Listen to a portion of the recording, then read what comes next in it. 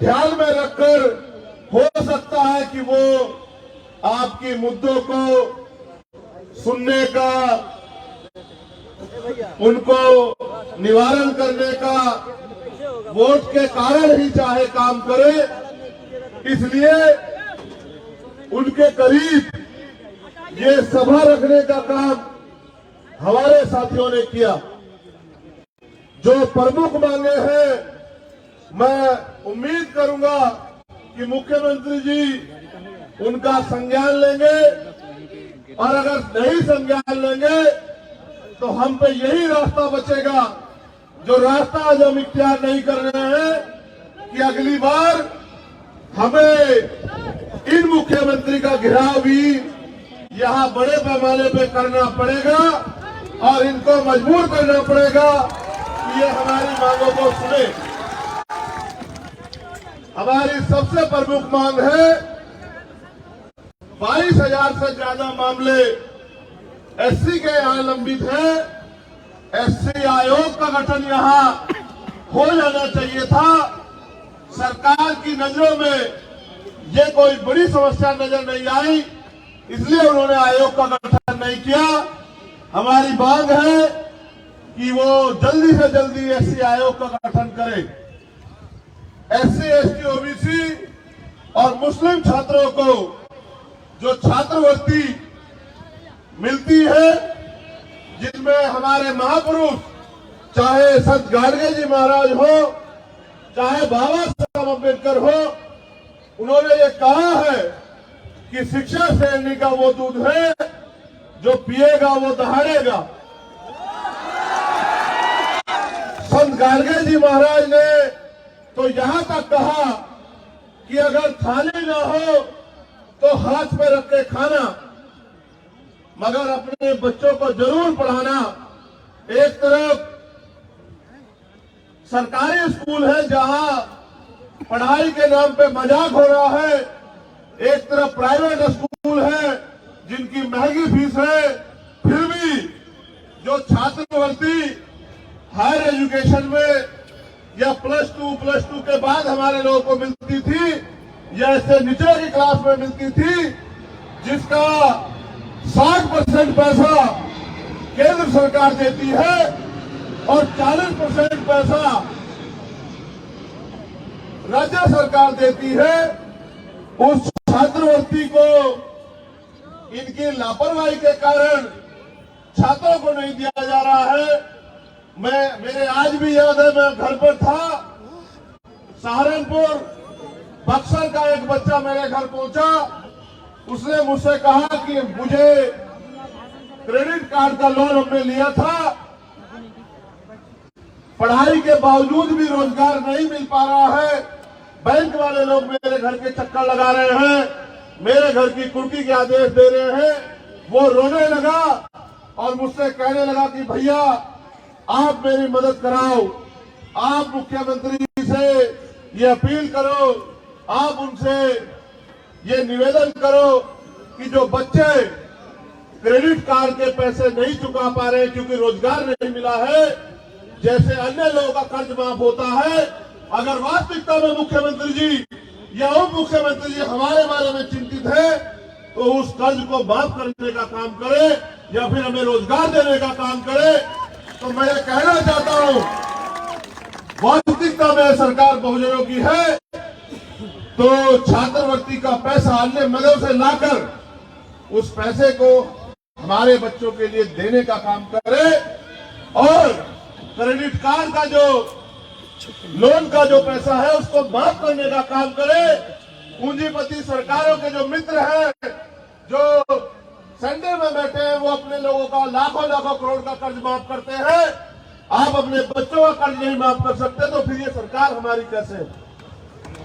हमारी ये भी मांग है कि बड़े पैमाने पे एससी के लोग, एसटी के लोग जो रोजगार के रूप में ताड़ी का काम करते हैं, तो ताड़ी को कृषि का दर्जा मिलना चाहिए, जिससे कि उनको रोजगार मिले और कोई आय का साधन खड़ा हो।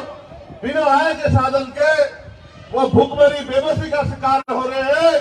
सरकार के नागरिक है इस प्रदेश के, सरकार को सोचना चाहिए। अगर हमें अवसर मिलेगा तो हम ताड़ी को कृषि का दर्जा दिलाने का काम करेंगे, लेकिन इस सरकार से भी मेरा अनुरोध है कि वो ताड़ी को कृषि का दर्जा दिलाने का काम करे।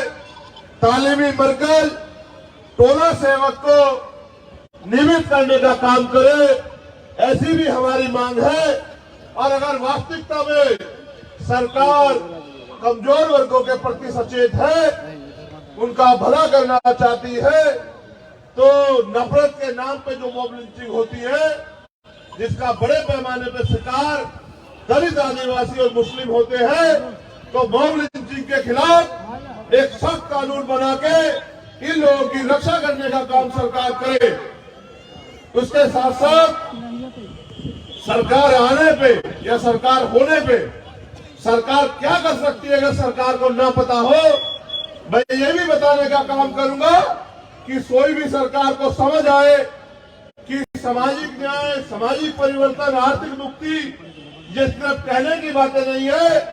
अगर सरकार आने पे भी आप अपने वर्ग के लोगों को इसका लाभ नहीं देते, तो सत्ता में बैठ के गाल बजाई करने का कोई फायदा नहीं है, सत्ता की कुर्सी में छिपाने का कोई फायदा नहीं है। अगर सरकार एससी, एसटी, ओबीसी, माइनॉरिटी के प्रति सचेत है, तो एससी, एसटी, ओबीसी, माइनॉरिटी के लोगों को जो सरकारी ठेके हैं उनमें आरक्षण देने का काम करे।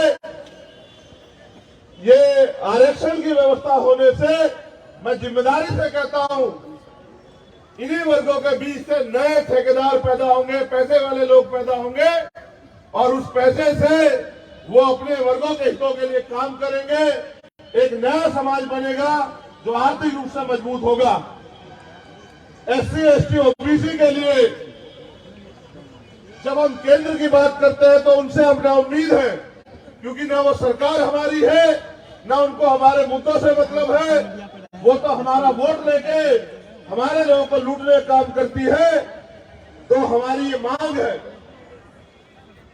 कि प्रमोशन में रिजर्वेशन एससी, एसटी, ओबीसी के कर्मचारियों के लिए लागू किया जाए। अगर ये सरकार वास्तविकता में बहुजन समाज के लोगों का हित चाहती, ये सरकार जातिगत जनगणना करा रही है, उसके लिए तो मैं उनको धन्यवाद देता, लेकिन जातिगत जनगणना कराने के बाद करेगी क्या? तो मैं सरकार को रास्ता दिखा रहा हूं कि जातिगत जनगणना करा के, क्योंकि अब 2022 के आदेश के बाद सुप्रीम कोर्ट के 50% की सीमा खत्म हो गई है, तो सरकार बिहार में सबसे पहले 100% रिजर्वेशन लागू करे। जिसकी इतनी संख्या भारी, उसकी इतनी हिस्सेदारी। 52% ओबीसी को 52% आरक्षण दे। जो आबादी दलित, आदिवासियों की है उनको उनके बराबर आरक्षण दे।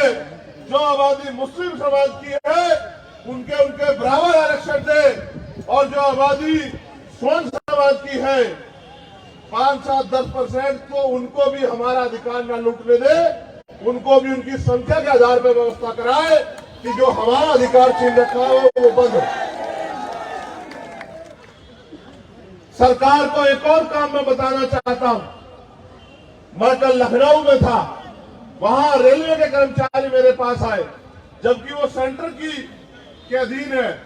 मगर मैं यहां की सरकार से कहना चाहता हूं कि सरकार चाहे तो इन वर्गों के कर्मचारियों का भला करने के लिए पुरानी पेंशन को वो बिहार में शुरू कर सकती है, जिसका बड़ा लाभ इन वर्गों के कर्मचारियों को मिलेगा और वो अपने पैरों पे खड़े रहेंगे। आने वाले समय में पे बैक टू सोसाइटी के जरिए वो समाज में महापुरुषों के आंदोलन को चलाने का काम करेंगे। और इसके बाद जहां तक मुझे जानकारी है 8 लाख एकड़ जमीन, यहां सरकारी 8 लाख एकड़ जमीन है, 18 लाख। ये जानकारी मुझे बिहार के साथियों ने दी। अगर सरकार वाकई में संवाद करना चाहती है तो वंचित वर्ग के लोगों को कृषि करने के लिए, घर बनाने के लिए, क्योंकि आपकी कई योजनाएं गरीबों का घर छीन रही है। जो 33 साल से लोग बसे हुए हैं, अक्सर में उन्होंने मुझे आके बताया कि सरकार योजना चला रही है, बहुत अच्छी बात है, लेकिन अपने लोगों के घर उजाड़ के तालाब बना के कौन सी योजना चलाने का काम कर रहे हैं। इसलिए अगर सरकार करना चाहती है, आज आपके पास मौका है। उस जमीन को, क्योंकि हमने उत्तर प्रदेश में देखा है, मान्यवर काशीराम साहब कहते थे कि जो जमीन सरकारी है वो हमारी है, तो उस जमीन को गरीबों में बांटने का काम करे, जिससे ये गरीब खेती या अन्य कोई रोजगार करके अपने पैरों पे खड़े हो। आपके पास मैंने कई रास्ते आपको दिखाए। आप देश की सत्ता में भी जाने की बात करते हैं, ऐसी चर्चाएं भी हैं, लेकिन जब आप मुख्यमंत्री बनके अपने प्रदेश में काम नहीं कर सकते, तो देश की सत्ता पे आपको कौन बिठाएगा। यही वर्गों के लोग वोट के आधार पे वोट देके तय करते हैं कि देश की सत्ता पे कौन बैठे। ये ठगे गए हैं, लेकिन अब भीम आर्मी आजाद समाज पार्टी के जरिए हमारे नेता कार्यकर्ता गांव गांव जाके हमारी मां बहनों को, बुजुर्गों को, नौजवानों को समझाने का काम कर रहे हैं। अब ये ठगे में नहीं आएंगे, अब हम मांगेंगे नहीं, ये लड़ाई हिस्सेदारी की है। तो मैं आपसे अपील करता हूं कि यहां से जाने के बाद मेरे साथियों, सोना मत। हमारे नेता भाई जौहर आजाद जी, अनिल प्रधान जी, रवि कुशवाहा जी, अमर ज्योति जी, अबूजर खान जी और तमाम नेता, निशान जी, वो सब लोग, अमित पासवान जी बहुत मेहनत करते हैं, आपके बीच में रहते हैं, हर अन्याय का सामना आंख से आंख मिला के करते हैं, आपकी आवाज को उठाते हैं।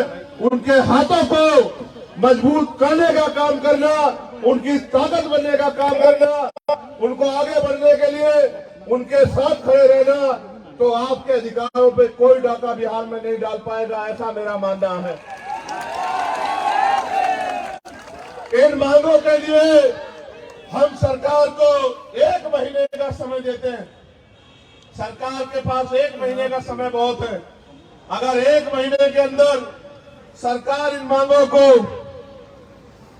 नहीं मानती है, हमारे प्रदेश अध्यक्ष तो अभी से तैयार बैठे हैं, वो तो 20 मार्च कह रहे हैं कि 20 मार्च तक अगर सरकार हमारी मांगों को नहीं मानेगी तो हम बिहार में जेल भरो आंदोलन शुरू करेंगे, लेकिन अपने लोगों के अधिकारों को अब किसी को डकार में ठगने नहीं देंगे। मैं यहाँ पहुंचा हूँ इस उम्मीद के साथ कि बिहार में भी आप लोग अपने पैरों पे खड़े होंगे। आपके पास रास्ता है मेरे साथियों, आपको ये तय करना है कि आप बैसाखियों के सहारे रहोगे या अपने पैरों पे खड़े होंगे। बैसाखी आपने इतने दिन देखी, बताओ आपकी जिंदगी में क्या बदला, और अगर नहीं बदला है, बदलना चाहते हो तो फिर जमीन पे जाके काम करो। मुझे आपसे बड़ी उम्मीदें हैं, क्योंकि बिहार की धरती बड़ी क्रांतिकारी धरती है। बिहार से जो क्रांति आंदोलन चलते हैं वो देश की सत्ता को पलट देते हैं। मैं भी उम्मीद करता हूं कि बिहार के साथी अपने हक अधिकारों के लिए यहाँ भी अपने पैरों पे खड़े होने का काम करेंगे। और मुझे उम्मीद है कि जो गरीब के बेटे मैंने यहाँ अपने प्रतिनिधि के रूप में आपके बीच भेजे हैं, आप उनके हाथों को मजबूत करने का काम करोगे। आप यहाँ आए, इस गर्मी में भी अपने साधनों से आए, यहाँ डटे हुए हो, मैं आपका दिल की गहराई से धन्यवाद करता हूँ। आपको बहुत बहुत मुबारकबाद देता हूँ। जो साथी मंच पे हमारे नेतागण हैं, यहाँ के सभी जिला अध्यक्ष, सभी प्रखंड अध्यक्ष, सभी मंडल अध्यक्ष, प्रदेश कमेटी के लोग, राष्ट्रीय कमेटी के लोग,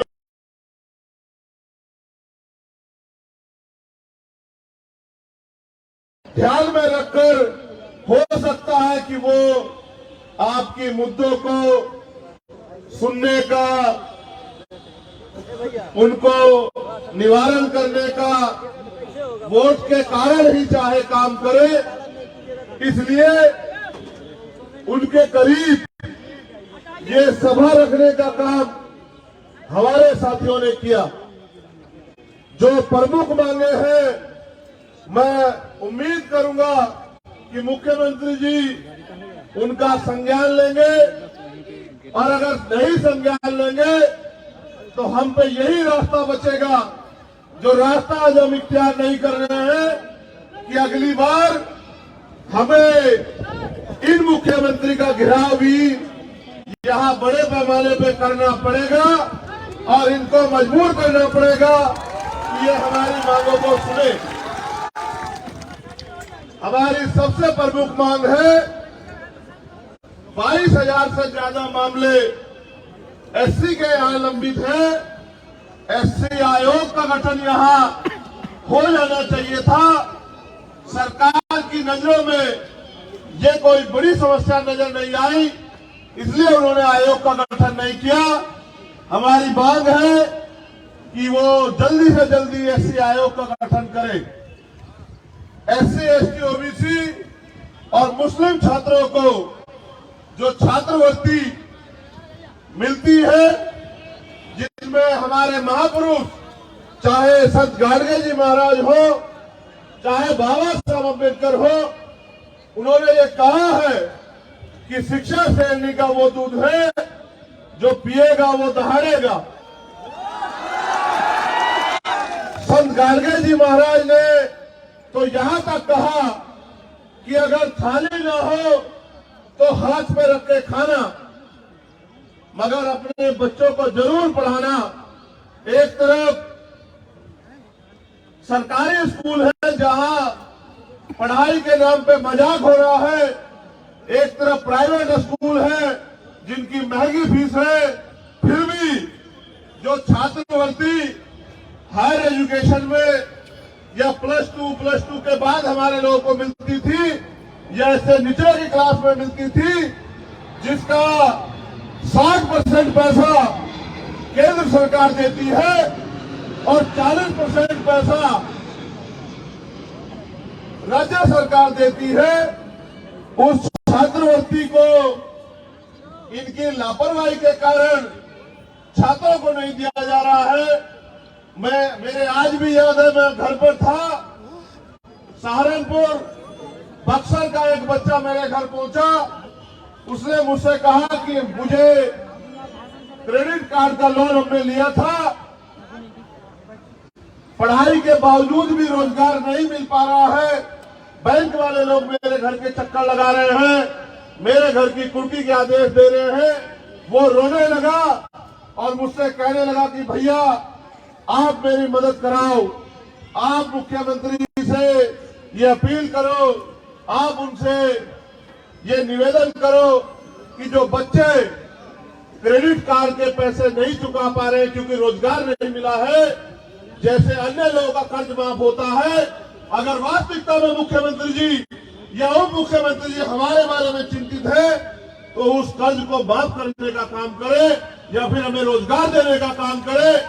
तो मैं ये कहना चाहता हूं, वास्तविकता में सरकार बहुजनों की है तो छात्रवृत्ति का पैसा अन्य मदों से लाकर उस पैसे को हमारे बच्चों के लिए देने का काम करे, और क्रेडिट कार्ड का जो लोन का जो पैसा है उसको माफ करने का काम करे। पूंजीपति सरकारों के जो मित्र हैं, जो सेंटर में बैठे हैं, वो अपने लोगों का लाखों लाखों करोड़ का कर्ज माफ करते हैं। आप अपने बच्चों का कर्ज नहीं माफ कर सकते तो फिर ये सरकार हमारी कैसे? हमारी ये भी मांग है कि बड़े पैमाने पे एससी के लोग, एसटी के लोग जो रोजगार के रूप में ताड़ी का काम करते हैं, तो ताड़ी को कृषि का दर्जा मिलना चाहिए, जिससे कि उनको रोजगार मिले और कोई आय का साधन खड़ा हो। बिना आय के साधन के वो भूखमरी बेबसी का शिकार हो रहे हैं। सरकार के नागरिक है इस प्रदेश के, सरकार को सोचना चाहिए, अगर हमें अवसर मिलेगा तो हम ताड़ी को कृषि का दर्जा दिलाने का काम करेंगे। लेकिन इस सरकार से भी मेरा अनुरोध है कि वो ताड़ी को कृषि का दर्जा दिलाने का काम करे। तालीमी मरकज टोला सेवक को नियमित करने का काम करे, ऐसी भी हमारी मांग है। और अगर वास्तविकता में सरकार कमजोर वर्गों के प्रति सचेत है, उनका भला करना चाहती है, तो नफरत के नाम पे जो मॉब लिंचिंग होती है, जिसका बड़े पैमाने पे शिकार दलित, आदिवासी और मुस्लिम होते हैं, तो मॉब लिंचिंग के खिलाफ एक सख्त कानून बना के इन लोगों की रक्षा करने का काम सरकार करे। उसके साथ साथ सरकार आने पे या सरकार होने पे सरकार क्या कर सकती है, अगर सरकार को ना पता हो, मैं ये भी बताने का काम करूंगा कि कोई भी सरकार को समझ आए कि सामाजिक न्याय, सामाजिक परिवर्तन, आर्थिक मुक्ति ये सिर्फ कहने की बातें नहीं है। अगर सरकार आने पे भी आप अपने वर्ग के लोगों को इसका लाभ नहीं देते, तो सत्ता में बैठ के गाल बजाई करने का कोई फायदा नहीं है, सत्ता की कुर्सी में छिपाने का कोई फायदा नहीं है। अगर सरकार SC, ST, OBC माइनॉरिटी के प्रति सचेत है, तो SC, ST, OBC माइनॉरिटी के लोगों को जो सरकारी ठेके हैं उनमें आरक्षण देने का काम करे। ये आरक्षण की व्यवस्था होने से मैं जिम्मेदारी से कहता हूं, इन्हीं वर्गों के बीच से नए ठेकेदार पैदा होंगे, पैसे वाले लोग पैदा होंगे, और उस पैसे से वो अपने वर्गों के हितों के लिए काम करेंगे। एक नया समाज बनेगा जो आर्थिक रूप से मजबूत होगा। SC, ST, OBC के लिए जब हम केंद्र की बात करते हैं तो उनसे अपना उम्मीद है, क्योंकि ना वो सरकार हमारी है, ना उनको हमारे मुद्दों से मतलब है। वो तो हमारा वोट लेके हमारे लोगों को लूटने का काम करती है। तो हमारी ये मांग है कि प्रमोशन में रिजर्वेशन SC, ST, OBC के कर्मचारियों के लिए लागू किया जाए। अगर ये सरकार वास्तविकता में बहुजन समाज के लोगों का हित चाहती, ये सरकार जातिगत जनगणना करा रही है, उसके लिए तो मैं उनको धन्यवाद देता, लेकिन जातिगत जनगणना कराने के बाद करेगी क्या?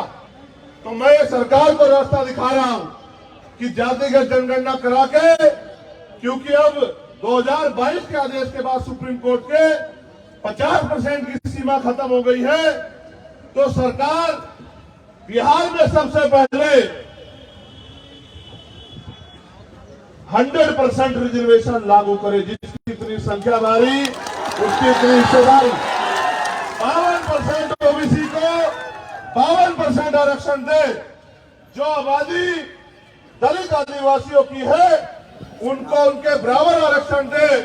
जो आबादी मुस्लिम समाज की है, उनके बराबर आरक्षण दे। और जो आबादी स्वर्ण समाज की है, 5, 7, 10% को उनको भी हमारा अधिकार न लूटने दे, उनको भी उनकी संख्या के आधार पर व्यवस्था कराए कि जो हमारा अधिकार छीन रखा हो वो बंद हो। सरकार को एक और काम मैं बताना चाहता हूं। मैं कल लखनऊ में था, वहां रेलवे के कर्मचारी मेरे पास आए, जबकि वो सेंटर के अधीन है। मगर मैं यहां की सरकार से कहना चाहता हूं कि सरकार चाहे तो इन वर्गों के कर्मचारियों का भला करने के लिए पुरानी पेंशन को वो बिहार में शुरू कर सकती है, जिसका बड़ा लाभ इन वर्गों के कर्मचारियों को मिलेगा और वो अपने पैरों पे खड़े रहेंगे।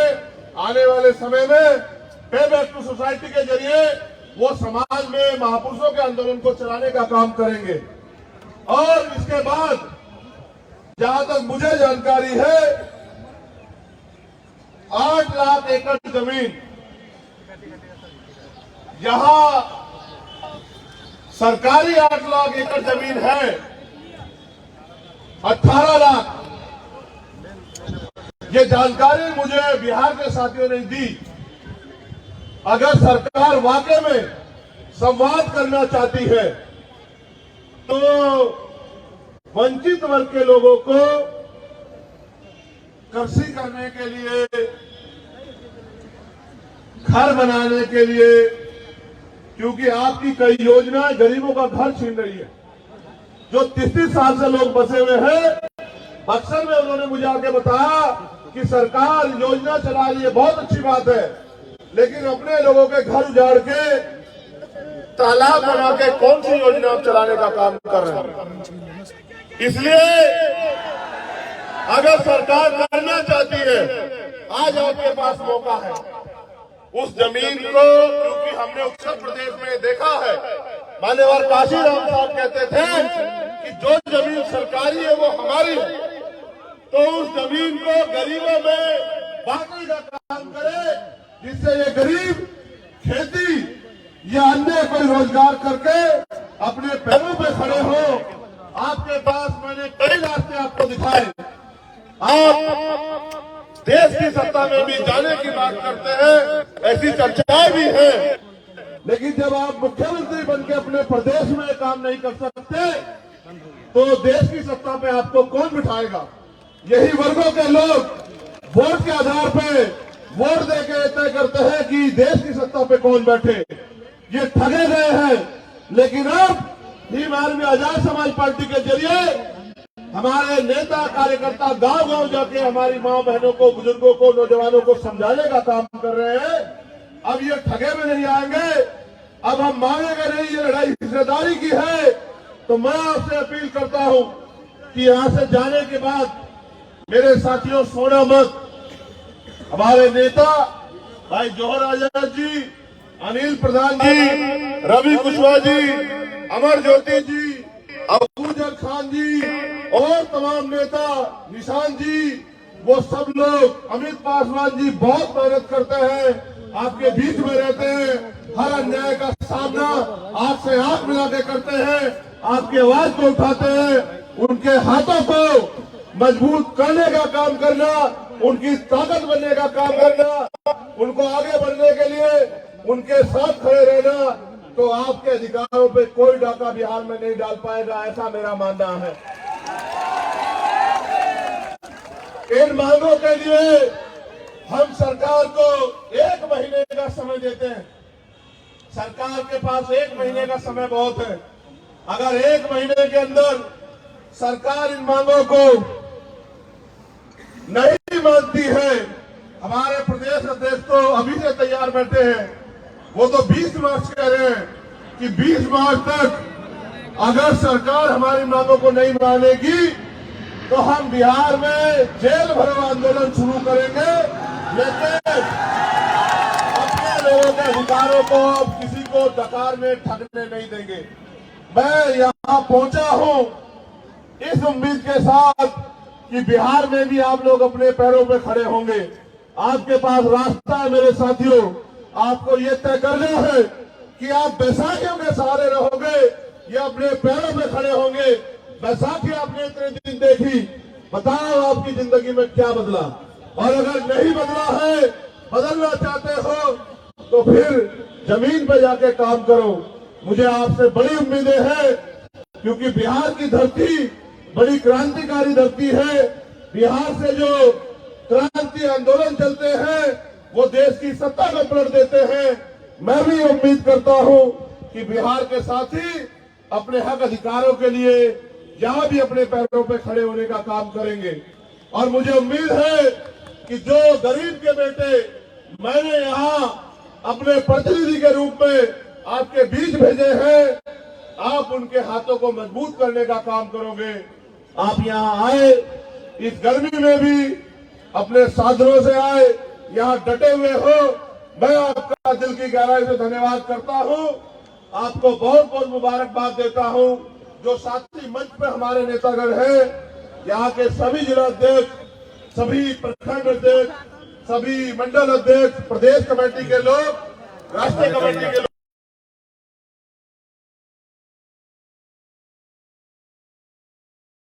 ध्यान में रखकर हो सकता है कि वो आपकी मुद्दों को सुनने का, उनको निवारण करने का वोट के कारण ही चाहे काम करे, इसलिए उनके करीब ये सभा रखने का काम हमारे साथियों ने किया। जो प्रमुख मांगे हैं, मैं उम्मीद करूंगा कि मुख्यमंत्री जी उनका संज्ञान लेंगे और अगर नहीं संज्ञान लेंगे तो हम पे यही रास्ता बचेगा, जो रास्ता आज हम इख्तियार नहीं कर रहे हैं कि अगली बार हमें इन मुख्यमंत्री का घेराव भी यहाँ बड़े पैमाने पे करना पड़ेगा और इनको मजबूर करना पड़ेगा कि ये हमारी मांगों को सुने।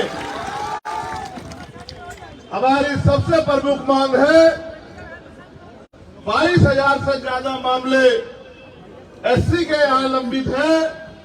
एससी आयोग का गठन यहाँ हो जाना चाहिए था। सरकार की नजरों में ये कोई बड़ी समस्या नजर नहीं आई, इसलिए उन्होंने आयोग का गठन नहीं किया। हमारी मांग है कि वो जल्दी से जल्दी एससी आयोग का गठन करे। एससी, एसटी, ओबीसी और मुस्लिम छात्रों को जो छात्रवृत्ति मिलती है, जिसमें हमारे महापुरुष चाहे संत गाडगे जी महाराज हो, चाहे बाबा साहब अम्बेडकर हो, उन्होंने ये कहा है कि शिक्षा श्रेणी का वो दूध है जो पिएगा वो दहाड़ेगा। संत गाडगे जी महाराज ने तो यहां तक कहा कि अगर थाली ना हो तो हाथ में रख के खाना, मगर अपने बच्चों को जरूर पढ़ाना। एक तरफ सरकारी स्कूल है जहां पढ़ाई के नाम पे मजाक हो रहा है, एक तरफ प्राइवेट स्कूल है जिनकी महंगी फीस है, फिर भी जो छात्रवृत्ति हायर एजुकेशन में या प्लस टू के बाद हमारे लोगों को मिलती थी या इससे नीचे की क्लास में मिलती थी, जिसका 60% पैसा केंद्र सरकार देती है और 40% पैसा राज्य सरकार देती है, उस छात्रवृत्ति को इनकी लापरवाही के कारण छात्रों को नहीं दिया जा रहा है। मेरे आज भी याद है, मैं घर पर था, सहारनपुर बक्सर का एक बच्चा मेरे घर पहुंचा। उसने मुझसे कहा कि मुझे क्रेडिट कार्ड का लोन हमने लिया था, पढ़ाई के बावजूद भी रोजगार नहीं मिल पा रहा है, बैंक वाले लोग मेरे घर के चक्कर लगा रहे हैं, मेरे घर की कुर्की के आदेश दे रहे हैं। वो रोने लगा और मुझसे कहने लगा कि भैया आप मेरी मदद कराओ, आप मुख्यमंत्री से ये अपील करो, आप उनसे ये निवेदन करो कि जो बच्चे क्रेडिट कार्ड के पैसे नहीं चुका पा रहे क्योंकि रोजगार नहीं मिला है, जैसे अन्य लोगों का कर्ज माफ होता है, अगर वास्तविकता में मुख्यमंत्री जी या उप मुख्यमंत्री जी हमारे बारे में चिंतित है तो उस कर्ज को माफ करने का काम करे या फिर हमें रोजगार देने का काम करे। तो मैं ये कहना चाहता हूं, वास्तविकता में सरकार बहुजनों की है तो छात्रवृत्ति का पैसा अन्य मदों से लाकर उस पैसे को हमारे बच्चों के लिए देने का काम करे और क्रेडिट कार्ड का जो लोन का जो पैसा है उसको माफ करने का काम करे। पूंजीपति सरकारों के जो मित्र हैं, जो सेंटर में बैठे हैं, वो अपने लोगों का लाखों लाखों करोड़ का कर्ज माफ करते हैं। आप अपने बच्चों का कर्ज नहीं माफ कर सकते तो फिर ये सरकार हमारी कैसे?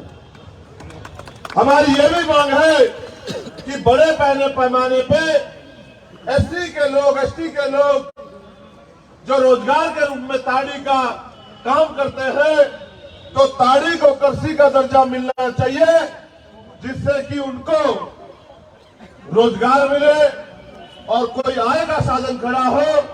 बिना आय के साधन के वो भूखमरी बेबसी का शिकार हो रहे हैं। सरकार के नागरिक है इस प्रदेश के, सरकार को सोचना चाहिए, अगर हमें अवसर मिलेगा तो हम ताड़ी को कृषि का दर्जा दिलाने का काम करेंगे। लेकिन इस सरकार से भी मेरा अनुरोध है कि वो ताड़ी को कृषि का दर्जा दिलाने का काम करे। तालीमी मरकज टोला सेवक को नियमित करने का काम करे, ऐसी भी हमारी मांग है। और अगर वास्तविकता में सरकार कमजोर वर्गों के प्रति सचेत है, उनका भला करना चाहती है, तो नफरत के नाम पे जो मॉब लिंचिंग होती है, जिसका बड़े पैमाने पे शिकार दलित, आदिवासी और मुस्लिम होते हैं, तो मॉब लिंचिंग के खिलाफ एक सख्त कानून बना के इन लोगों की रक्षा करने का काम सरकार करे। उसके साथ साथ सरकार आने पे या सरकार होने पे सरकार क्या कर सकती है, अगर सरकार को ना पता हो, मैं ये भी बताने का काम करूंगा कि कोई भी सरकार को समझ आए कि सामाजिक न्याय, सामाजिक परिवर्तन, आर्थिक मुक्ति ये सिर्फ कहने की बातें नहीं है। अगर सरकार आने पे भी आप अपने वर्ग के लोगों को इसका लाभ नहीं देते तो सत्ता में बैठ के गाल बजाई करने का कोई फायदा नहीं है, सत्ता की कुर्सी से छिपाने का कोई फायदा नहीं है। अगर सरकार SC, ST, OBC माइनॉरिटी के प्रति सचेत है तो SC, ST, OBC माइनॉरिटी के लोगों को जो सरकारी ठेके हैं उनमें आरक्षण देने का काम करे। ये आरक्षण की व्यवस्था होने से मैं जिम्मेदारी से कहता हूं, इन्हीं वर्गों के बीच से नए ठेकेदार पैदा होंगे, पैसे वाले लोग पैदा होंगे और उस पैसे से वो अपने वर्गों के हितों के लिए काम करेंगे। एक नया समाज बनेगा जो आर्थिक रूप से मजबूत होगा। SC, ST, OBC के लिए जब हम केंद्र की बात करते हैं तो उनसे अपना उम्मीद है, क्योंकि ना वो सरकार हमारी है, ना उनको हमारे मुद्दों से मतलब है। वो तो हमारा वोट लेके हमारे लोगों को लूटने का काम करती है। तो हमारी ये मांग है कि प्रमोशन में रिजर्वेशन SC, ST, OBC के कर्मचारियों के लिए लागू किया जाए। अगर ये सरकार वास्तविकता में बहुजन समाज के लोगों का हित चाहती, ये सरकार जातिगत जनगणना करा रही है, उसके लिए तो मैं उनको धन्यवाद देता, लेकिन जातिगत जनगणना कराने के बाद करेगी क्या? तो मैं सरकार को रास्ता दिखा रहा हूं कि जातिगत जनगणना करा के, क्योंकि अब 2022 के आदेश के बाद सुप्रीम कोर्ट के 50% की सीमा खत्म हो गई है, तो सरकार बिहार में सबसे पहले 100% रिजर्वेशन लागू करे। जिसकी इतनी संख्या भारी उसकी इतनी हिस्सेदारी। 52% OBC को 52% आरक्षण दे। जो आबादी दलित, आदिवासियों की है उनको उनके बराबर आरक्षण दे। जो आबादी मुस्लिम समाज की है उनके बराबर आरक्षण दे। और जो आबादी स्वर्ण समाज की है 5, 7, 10% तो उनको भी हमारा अधिकार न लूटने दे, उनको भी उनकी संख्या के आधार पर व्यवस्था कराए कि जो हमारा अधिकार छीन रखा है वो बंद हो। सरकार को एक और काम मैं बताना चाहता हूं। मैं कल लखनऊ में था, वहां रेलवे के कर्मचारी मेरे पास आए, जबकि वो सेंटर के अधीन है। मगर मैं यहां की सरकार से कहना चाहता हूं कि सरकार चाहे तो इन वर्गों के कर्मचारियों का भला करने के लिए पुरानी पेंशन को वो बिहार में शुरू कर सकती है, जिसका बड़ा लाभ इन वर्गों के कर्मचारियों को मिलेगा और वो अपने पैरों पे खड़े रहेंगे। आने वाले समय में पे बैक टू सोसाइटी के जरिए वो समाज में महापुरुषों के आंदोलन को चलाने का काम करेंगे। और इसके बाद जहां तक मुझे जानकारी है 8 लाख एकड़ जमीन, यहां सरकारी 8 लाख एकड़ जमीन है, 18 लाख, ये जानकारी मुझे बिहार के साथियों ने दी। अगर सरकार वाकई में संवाद करना चाहती है तो वंचित वर्ग के लोगों को कृषि करने के लिए, घर बनाने के लिए, क्योंकि आपकी कई योजनाएं गरीबों का घर छीन रही है। जो 33 साल से लोग बसे हुए हैं, बक्सर में उन्होंने मुझे आके बताया कि सरकार योजना चला रही है, बहुत अच्छी बात है, लेकिन अपने लोगों के घर उजाड़ के तालाब बना के कौन सी योजना आप चलाने का काम कर रहे हैं? इसलिए अगर सरकार करना चाहती है, आज आपके पास मौका है। उस जमीन को, क्योंकि हमने उत्तर प्रदेश में देखा है।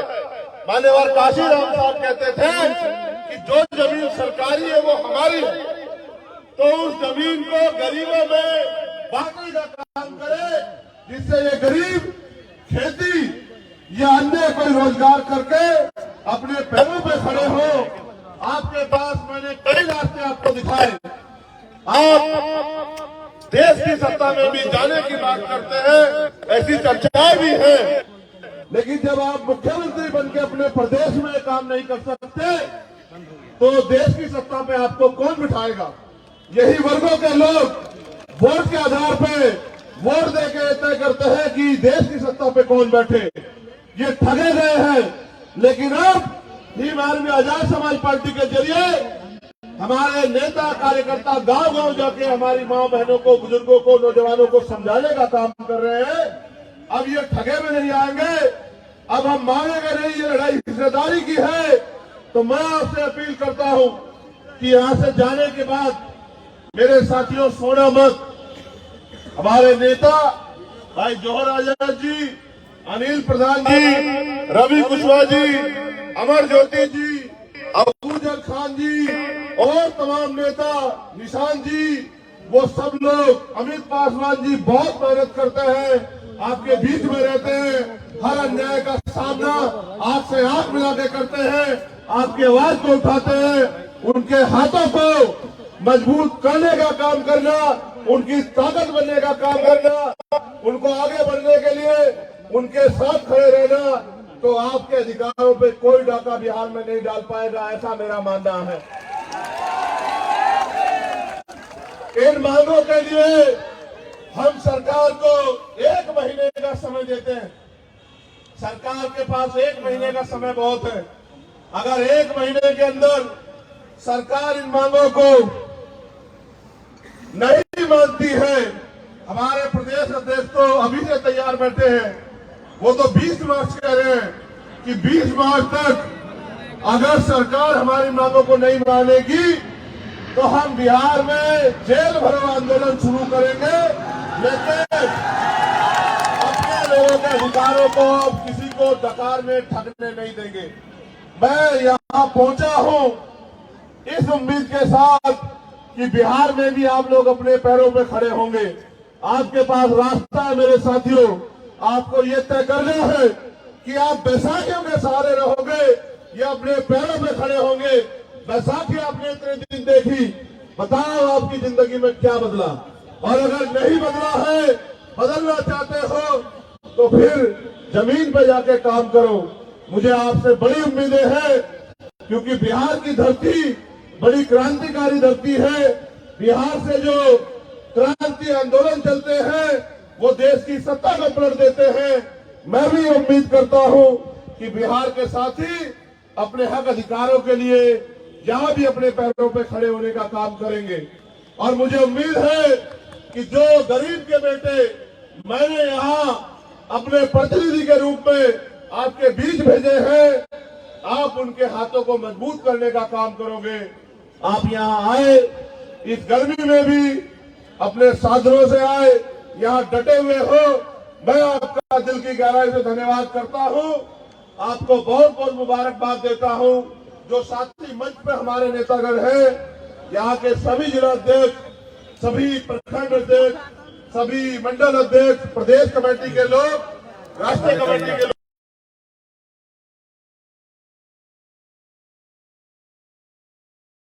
ध्यान में रखकर हो सकता है कि वो आपकी मुद्दों को सुनने का,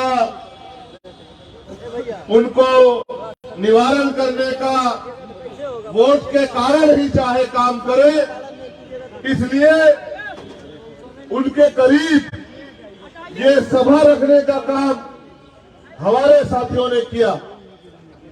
जो प्रमुख मांगे हैं, मैं उम्मीद करूंगा कि मुख्यमंत्री जी उनका संज्ञान लेंगे, और अगर नहीं संज्ञान लेंगे तो हम पे यही रास्ता बचेगा, जो रास्ता आज हम इख्तियार नहीं कर रहे हैं, कि अगली बार हमें इन मुख्यमंत्री का घेराव भी यहाँ बड़े पैमाने पे करना पड़ेगा।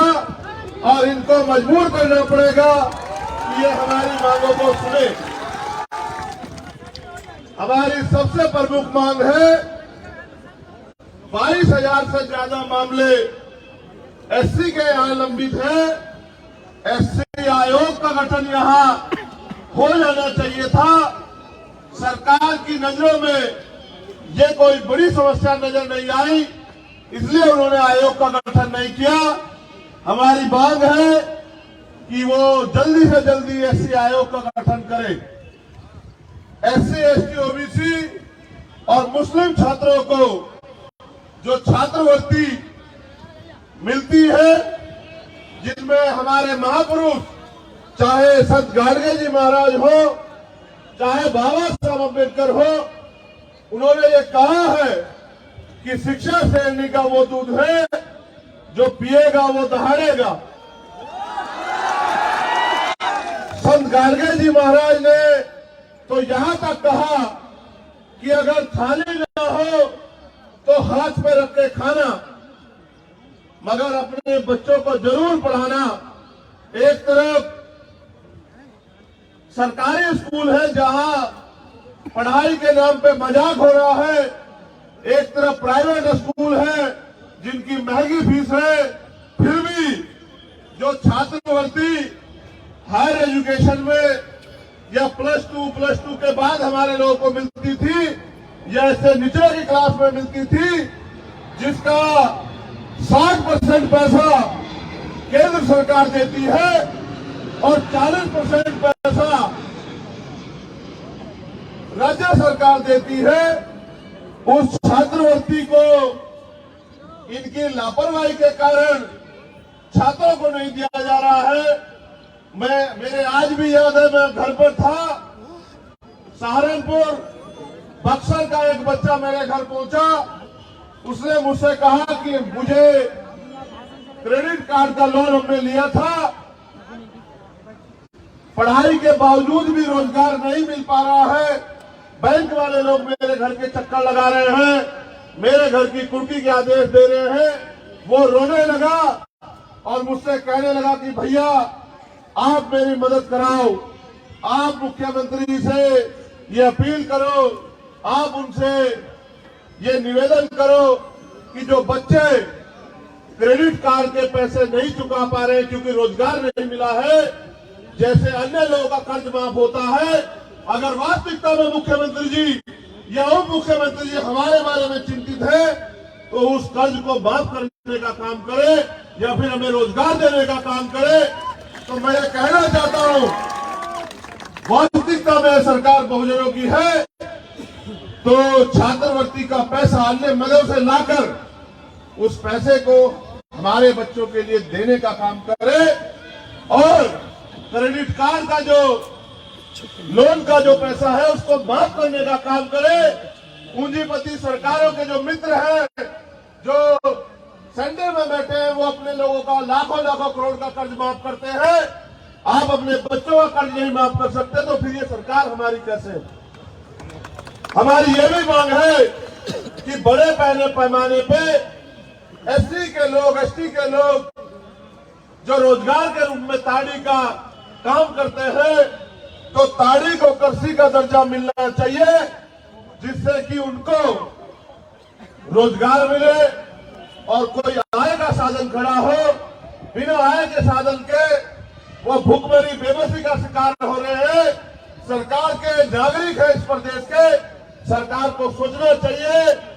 अगर हमें अवसर मिलेगा तो हम ताड़ी को कृषि का दर्जा दिलाने का काम करेंगे, लेकिन इस सरकार से भी मेरा अनुरोध है कि वो ताड़ी को कृषि का दर्जा दिलाने का काम करे।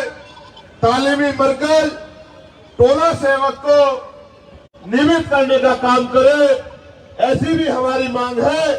और अगर वास्तविकता में सरकार कमजोर वर्गों के प्रति सचेत है, उनका भला करना चाहती है, तो नफरत के नाम पे जो मॉब लिंचिंग होती है, जिसका बड़े पैमाने पे शिकार दलित, आदिवासी और मुस्लिम होते हैं, तो मॉब लिंचिंग के खिलाफ एक सख्त कानून बना के इन लोगों की रक्षा करने का काम सरकार करे। उसके साथ साथ सरकार आने पे या सरकार होने पे सरकार क्या कर सकती है अगर सरकार को ना पता हो, मैं ये भी बताने का काम करूंगा कि कोई भी सरकार को समझ आए कि सामाजिक न्याय, सामाजिक परिवर्तन, आर्थिक मुक्ति ये सिर्फ कहने की बातें नहीं है। अगर सरकार आने पे भी आप अपने वर्ग के लोगों को इसका लाभ नहीं देते तो सत्ता में बैठ के गाल बजाई करने का कोई फायदा नहीं है, सत्ता की कुर्सी में छिपाने का कोई फायदा नहीं है। अगर सरकार SC, ST, OBC माइनॉरिटी के प्रति सचेत है तो SC, ST, OBC माइनॉरिटी के लोगों को जो सरकारी ठेके हैं उनमें आरक्षण देने का काम करे। ये आरक्षण की व्यवस्था होने से मैं जिम्मेदारी से कहता हूं, इन्हीं वर्गों के बीच से नए ठेकेदार पैदा होंगे, पैसे वाले लोग पैदा होंगे और उस पैसे से वो अपने वर्गों के हितों के लिए काम करेंगे। एक नया समाज बनेगा जो आर्थिक रूप से मजबूत होगा। SC, ST, OBC के लिए जब हम केंद्र की बात करते हैं तो उनसे हमें उम्मीद है, क्योंकि ना वो सरकार हमारी है ना उनको हमारे मुद्दों से मतलब है, वो तो हमारा वोट लेके हमारे लोगों को लूटने का काम करती है। तो हमारी ये मांग है कि प्रमोशन में रिजर्वेशन SC, ST, OBC के कर्मचारियों के लिए लागू किया जाए। अगर ये सरकार वास्तविकता में बहुजन समाज के लोगों का हित चाहती, ये सरकार जातिगत जनगणना करा रही है, उसके लिए तो मैं उनको धन्यवाद देता, लेकिन जातिगत जनगणना कराने के बाद करेगी क्या? तो मैं सरकार को रास्ता दिखा रहा हूं कि जातिगत जनगणना करा के, क्योंकि अब 2022 के आदेश के बाद सुप्रीम कोर्ट के 50% की सीमा खत्म हो गई है, तो सरकार बिहार में सबसे पहले 100% रिजर्वेशन लागू करे। जिसकी इतनी संख्या भारी उसकी इतनी हिस्सेदारी। 52% OBC को 52% आरक्षण दे। जो आबादी दलित आदिवासियों की है उनको उनके बराबर आरक्षण दे। जो आबादी मुस्लिम समाज की है उनके बराबर आरक्षण दे। और जो आबादी स्वर्ण समाज की है 5-7-10% तो उनको भी हमारा अधिकार न लूटने दे, उनको भी उनकी संख्या के आधार पर व्यवस्था कराए कि जो हमारा अधिकार छीन रखा है वो बंद हो। सरकार को एक और काम मैं बताना चाहता हूं। मैं कल लखनऊ में था, वहां रेलवे के कर्मचारी मेरे पास आए, जबकि वो सेंटर के अधीन है। मगर मैं यहां की सरकार से कहना चाहता हूं कि सरकार चाहे तो इन वर्गों के कर्मचारियों का भला करने के लिए पुरानी पेंशन को वो बिहार में शुरू कर सकती है, जिसका बड़ा लाभ इन वर्गों के कर्मचारियों को मिलेगा और वो अपने पैरों पर खड़े रहेंगे। आने वाले समय में पे बैक टू सोसाइटी के जरिए वो समाज में महापुरुषों के आंदोलन को चलाने का काम करेंगे। और इसके बाद जहां तक मुझे जानकारी है 8 लाख एकड़ जमीन, यहां सरकारी 8 लाख एकड़ जमीन है, 18 लाख। ये जानकारी मुझे बिहार के साथियों ने दी। अगर सरकार वाकई में संवाद करना चाहती है तो वंचित वर्ग के लोगों को कृषि करने के लिए, घर बनाने के लिए, क्योंकि आपकी कई योजनाएं गरीबों का घर छीन रही है। जो 30 साल से लोग बसे हुए हैं, अक्सर में उन्होंने मुझे आके बताया कि सरकार योजना चला रही है, बहुत अच्छी बात है, लेकिन अपने लोगों के घर उजाड़ के तालाब बना के कौन सी योजना चलाने का काम कर रहे हैं। इसलिए अगर सरकार करना चाहती है, आज आपके पास मौका है। उस जमीन को, क्योंकि हमने उत्तर प्रदेश में देखा है, मान्यवर काशीराम साहब कहते थे कि जो जमीन सरकारी है वो हमारी है, तो उस जमीन को गरीबों में बांटने का काम करे, जिससे ये गरीब खेती या अन्य कोई रोजगार करके अपने पैरों पे खड़े हो। आपके पास मैंने कई रास्ते आपको दिखाए। आप देश की सत्ता में भी जाने की बात करते हैं, ऐसी चर्चाएं भी हैं, लेकिन जब आप मुख्यमंत्री बनकर अपने प्रदेश में काम नहीं कर सकते तो देश की सत्ता पे आपको कौन बिठाएगा? यही वर्गों के लोग वोट के आधार पे वोट देके तय करते हैं कि देश की सत्ता पे कौन बैठे। ये ठगे गए हैं। लेकिन अब भीम आर्मी आजाद समाज पार्टी के जरिए हमारे नेता कार्यकर्ता गांव गांव जाके हमारी मां बहनों को, बुजुर्गों को, नौजवानों को समझाने का काम कर रहे हैं। अब ये ठगे में नहीं आएंगे। अब हम मानेंगे नहीं, ये लड़ाई हिस्सेदारी की है। तो मैं आपसे अपील करता हूं कि यहां से जाने के बाद मेरे साथियों सोना मत।